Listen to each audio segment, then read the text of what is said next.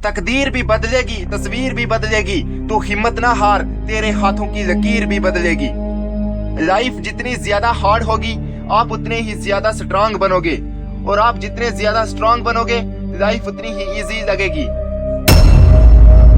बुरे बनो तभी सफल बन पाओगे, लेकिन कैसे? 1926 में विक्टर नाम का एक लंबा आदमी एल कैपोन से मिलने आ गया। कैपोन अपने टाइम का बहुत बड़ा गैंगस्टर था, जिससे सब डरते थे।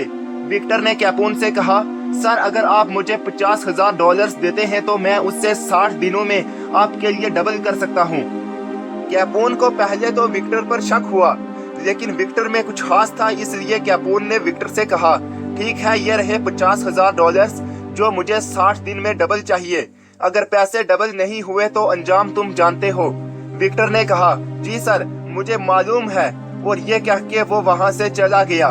विक्टर ने 60 दिनों तक कोई एफर्ट नहीं किया उन $50,000 को डबल करने के लिए, और 60 दिन के बाद विक्टर कैपोन के पास वापस आया और कहा, मेरी अपॉलॉजीज एक्सेप्ट करें सर, बट मेरा प्लान फेल हो गया है और मैं आपके $50,000 को डबल नहीं कर पाया हूँ।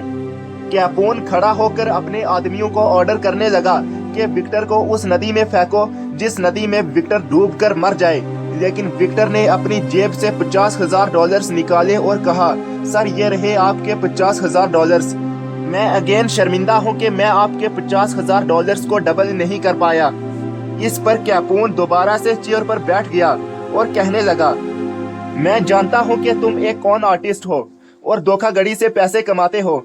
जब तुम यहाँ पर मुझसे $50,000 लेके गए थे तो मुझे पता था या तो मुझे $1,00,000 मिलेंगे या फिर कुछ भी नहीं मिलेगा, लेकिन तुम मुझे दोबारा $50,000 दे रहे हो, तो इससे ये तो साफ है कि तुम एक ऑनेस्ट इंसान हो।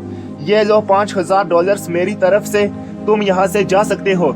विक्टर ने कैपोन से दोबारा से माफी मांगी और वहाँ से $5,000 लेकर चला गया। एक्चुअल में विक्टर चालाक था और उससे पता था कि अगर वो कैपोन को अपनी ऑनेस्टी दिखाएगा तो वो उस पर विश्वास करेगा ही करेगा। एट लीस्ट कैपोन उससे मारेगा नहीं। विक्टर को $5,000 ही चाहिए थे, ना कि $50,000। इसीलिए ऑथर्स कहते हैं कि चालाक आदमी सिलेक्टिव ऑनेस्टी दिखा के अपना काम निकलवा लेते हैं। इसीलिए ये लॉ कहता है कि ऑलवेज बी अनप्रेडिक्टेबल।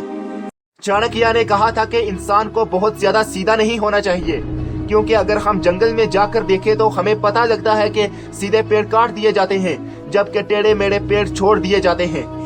दोस्तों, अगर तुम हर वक्त दुनिया के लिए अवेलेबल रहोगे तब तुम दुनिया की नजरों में अच्छे रहोगे। वहीं अगर तुम जरा सा वक्त अपने फ्यूचर करियर या पर्सनल चीजों को दे दो तब तुम दुनिया की नजरों में बुरे बन जाओगे।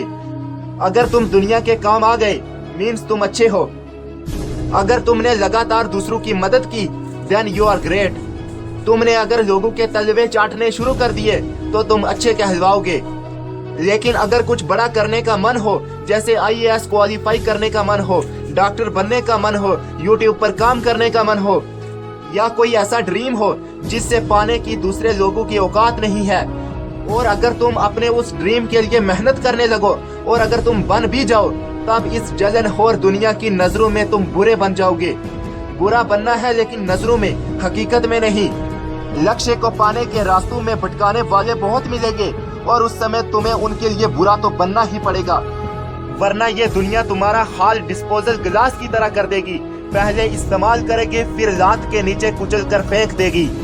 इसलिए बुरे बनो तभी सफल बनोगे। वीडियो को शेयर करना ना भूलें और अगर आपको पसंद आया हो तो लाइक जरूर करें और सब्सक्राइब करके बेल आइकन को प्रेस कर दें ताकि ऐसे ही पावरफुल मोटिवेशन की नोटिफिकेशन आपको मिलती रहे। तो मिलते हैं नेक्स्ट वीडियो में, तब तक के लिए B inspired and stay tuned with mister Yasin.